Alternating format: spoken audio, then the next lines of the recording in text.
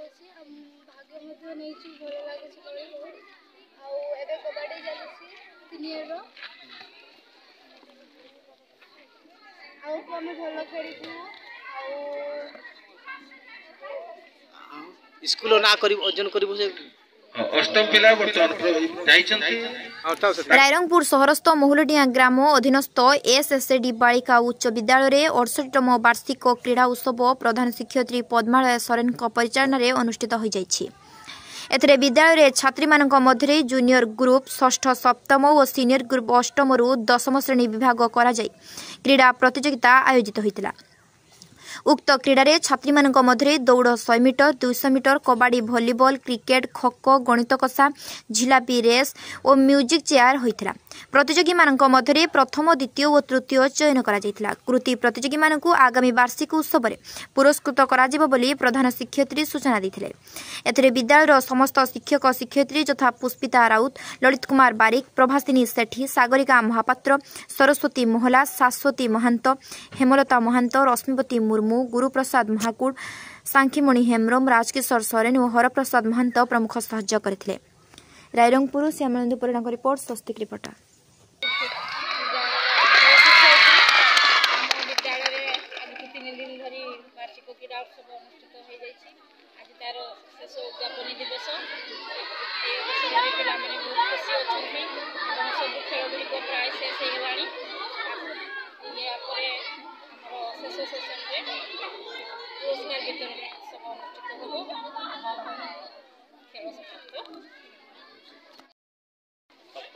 मु सप्तम श्रेणी छात्री आज को 3 दिन होला हम विद्यालय मात्र 4 मिनिट समय बाकी रहिला तो द्वितीय राउंड रे नवम पिला 8 पॉइंट पाइथिला बेले अष्टम पिला मात्र 1 पॉइंट पाइछ।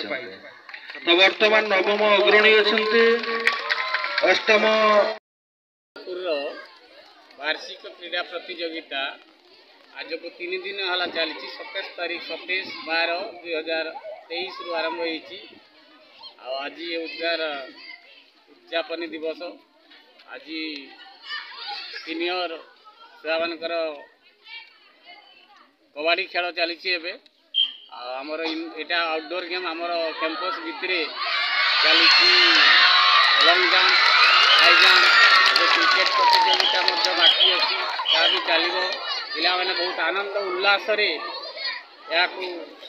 भाग दौरान सरकार गोटे आम स्कूल पिला जो क्रीड़ा प्रतिभा अच्छी लोकलोचन को आनबार गोटे बहुत बड़ भूमिका रही क्रीड़ा प्रतियोगितार। तेणु आशा करुचु आम प्रत्येक वर्ष ये कार्यक्रम हुए आमर एवर्ष भी हो 3 दिन धरी यापर आम पिला वार्षिक उत्सव हम से पुरस्कृत करा कही मो वक्तव्य समाप्त करूँ।